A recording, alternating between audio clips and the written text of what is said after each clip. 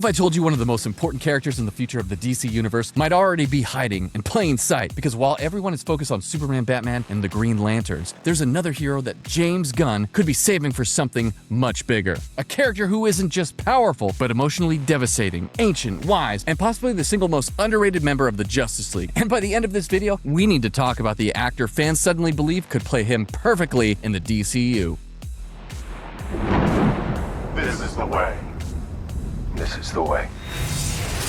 Welcome to Fatherly Fandom. I'm your host, Chris, and if you love DC, deep insights, and all things nerdy, you're in the right place. So hit that subscribe button. Your inner nerd will thank you. And today, we're breaking down the full history of the Martian Manhunter, how he was created, why he matters so much to DC lore, and why he might quietly become one of the most important characters in the entire new DC universe. Because honestly, if DC gets John Jones right, he could completely surprise audiences who would never realize how incredible this character actually is. Martian Manhunter first appeared in Detective Comics number 225 back in 1955, created by writer Joseph Samachson and artist Joe Certa, which means John existed before the Justice League itself. Originally, he was introduced as the Martian detective accidentally teleported to Earth by a scientist named Dr. Saul Erdel. But before the scientist could send him home, he died, leaving John stranded on Earth completely alone. And honestly, that loneliness became the soul of the character, because Martian Manhunter was never just another alien superhero. He was a survivor, a refugee, someone trying to understand humanity while secretly grieving the destruction of his own civilization. And that emotional tragedy is exactly why so many DC fans connect so deeply with him. Now, over the years, Martian Manhunter became one of the most powerful beings in DC Comics. Super strength, flight, telepathy, shape-shifting, intangibility, invisibility, and in some stories, abilities so dangerous that even other Justice League members fear what would happen if John ever truly lost control. But despite all the powers, what defines him isn't violence, it's empathy. That's why so many Justice League stories portray Martian Manhunter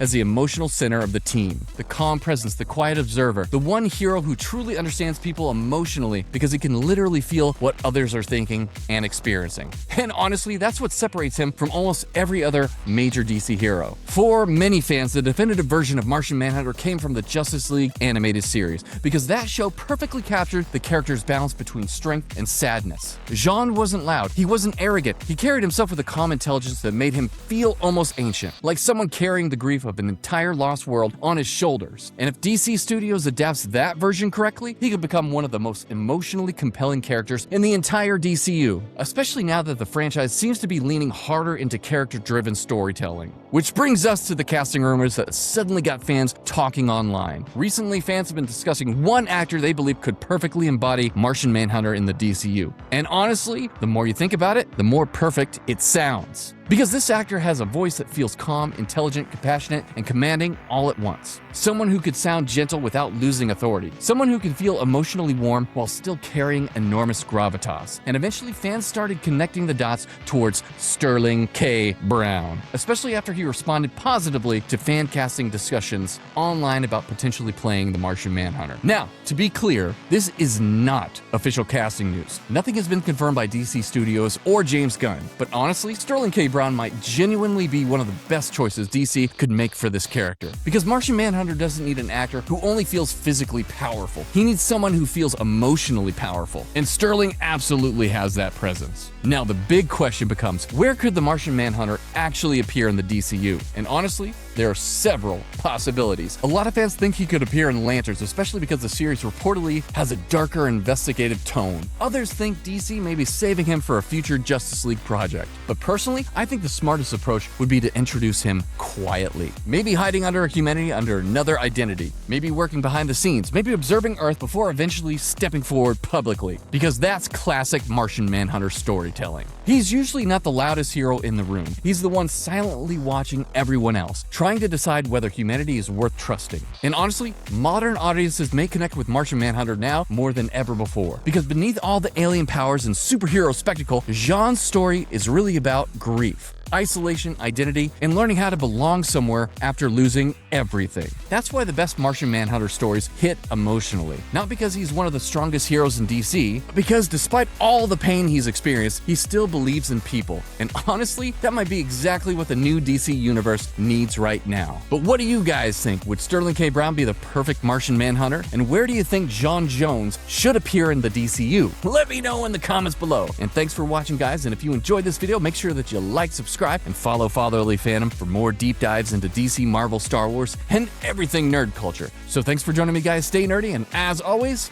I will see you next time.